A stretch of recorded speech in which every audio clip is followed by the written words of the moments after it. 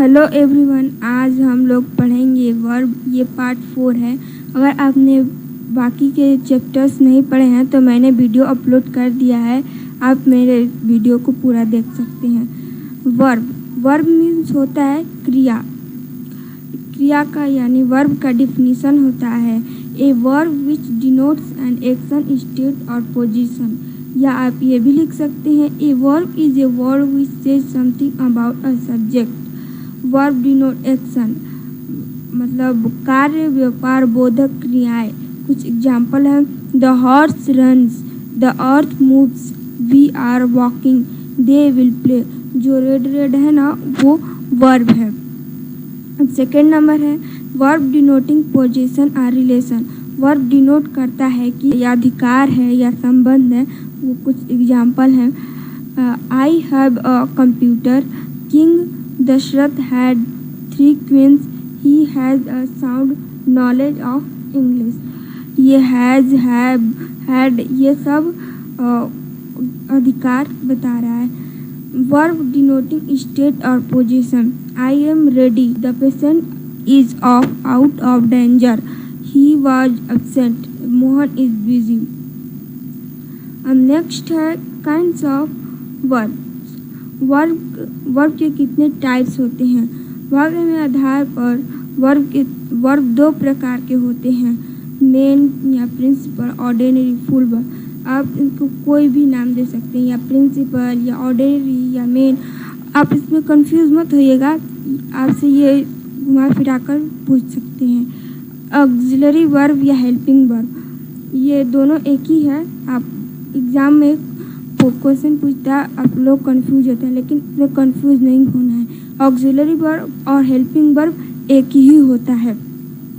अब main verb या principal verb या ऑर्डिनरी वर्ब या फुल वर्ब आप इनमें कोई भी नाम दे सकते हैं। इसका डेफिनेशन होता है वह क्रिया में मुख्य काम करती है उसे प्रिंसिपल या ऑर्डिनरी या फुल वर्ब कहा जाता है। जब वाक्य में एक ही वर्ब हो तो उसे मेन वर्ब कहते हैं।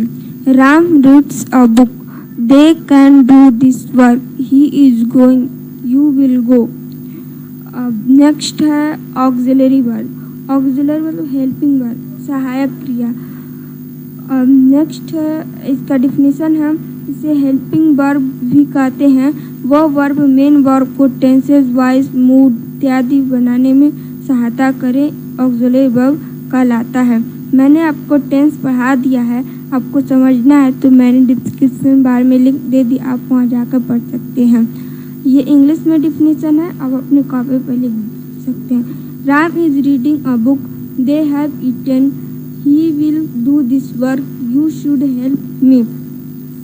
There are 24 auxiliary verbs am, is, are, was, were, do, does, did, have, has, had, ought, should, must, can, could, may, might, shall, will, would, need, dare and used to।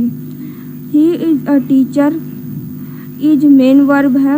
He is eating, he is auxiliary verb है। I did it, did main verb है। I did not swim, did auxiliary verb है।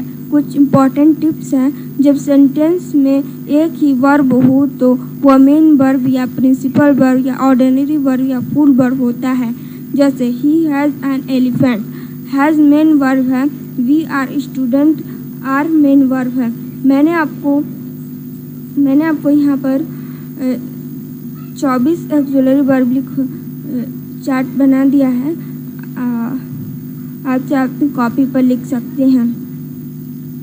जब किसी sentence में दो या दो से अधिक वर्ब एक ही साथ आए तो अंत में आने वाला वर्ब मेन वर्ब होता है तथा अन्य वर्ब ऑक्सिलरी वर्ब या हेल्पिंग वर्ब होते हैं।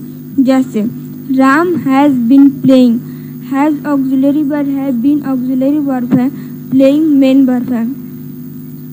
अब नेक्स्ट है I have been playing, have auxiliary verb है, बीन मेन वर्ब है। आई न ऑक्सिलरी वर्ब है न मेन वर्ब है, ये सब्जेक्ट है और राम भी सब्जेक्ट है। मेन या प्रिंसिपल वर्ब को दो भागों में बांटा गया है। Transitive verb, intransitive verb. Transitive verb इसको कहते हैं जिसमें ऑब्जेक्ट रहता है। इंट्रांजिटिव वर्ब इसको कहते हैं जिसमें ऑब्जेक्ट नहीं रहता है। जिस वर्ब के बाद ऑब्जेक्ट का प्रयोग हुआ हो उस वर्ब को ट्रांजिटिव वर्ब कहते हैं। Mohan plays cricket, he knows me, he eats bread, they sing song. ये रेड है ना, तो ये ट्रांजिटिव वर्ब है, मतलब कि इसमें वर्ब है। नेक्स्ट है उपयुक्त वाक्य में क्रिकेट, ब्रेड, मी, सॉन्ग ऑब्जेक्ट है। अंत के पहले प्रयोग में आए वर्ब क्रमशः प्लेज, ईट, नोज, सिंग ट्रांजिटिव वर्ब है। सॉरी फ्रेंड्स, यहाँ पर थोड़ा गलत हो गया तो हम इसे सही कर लेते हैं।